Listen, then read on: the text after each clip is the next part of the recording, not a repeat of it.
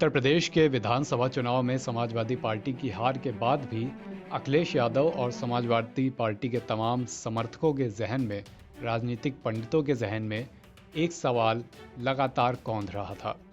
सवाल ये कि क्या अखिलेश यादव अपनी करहल विधानसभा सीट को अब छोड़ेंगे या फिर आजमगढ़ की अपनी लोकसभा सीट को। इस सवाल का जवाब 22 मार्च को मिल गया। अखिलेश यादव ने आजमगढ़ से अपने लोकसभा की सदस्यता से इस्तीफा दे दिया है।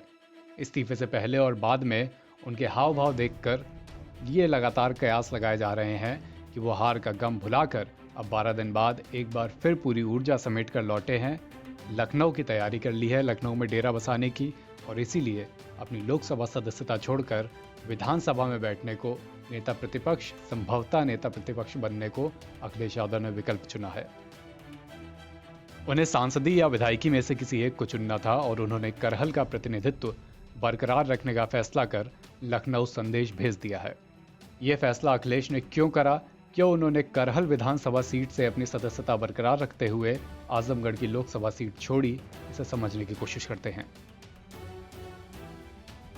अखिलेश के इस फैसले की पहली वजह है कि चुनाव में अखिलेश ने लाल टोपी और लाल पोटली का लगातार जिक्र करा था। ऐसे में अब विधानसभा चुनाव में हार के बाद वो अपने सांकेतिक ताकत को, इस विपक्ष की ताकत को कमजोर नहीं दिखाना चाहते। वैसे भी इस बार भाजपा का प्रदर्शन 2017 जितना विशालकाय नहीं रहा है।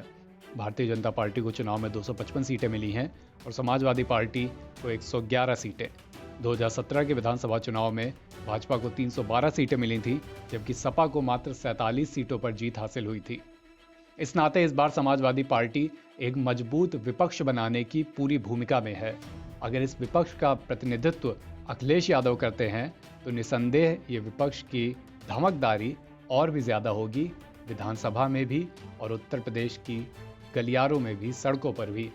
इसी नाते अखिलेश यादव ने अपनी विधानसभा सदस्यता बरकरार रखते हुए विपक्ष को चेहरा देने की, विपक्ष को प्रतिनिधित्व देने की और समाजवादी पार्टी का एक मजबूत विपक्ष की भूमिका बरकरार रखने का फैसला किया।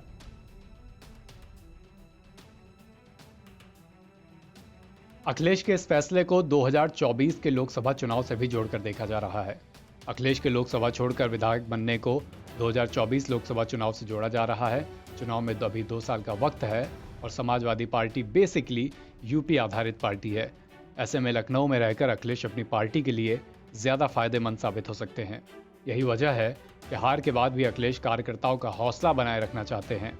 वैसे भी करहल की उनकी जीत साधारण नहीं थी।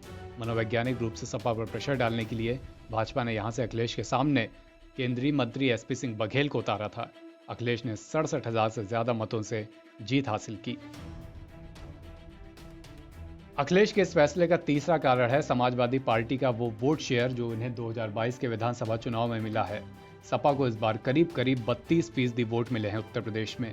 समाजवादी पार्टी का यह वोट शेयर तमाम समाजवादी पार्टी के पिछले चुनाव से ज्यादा है।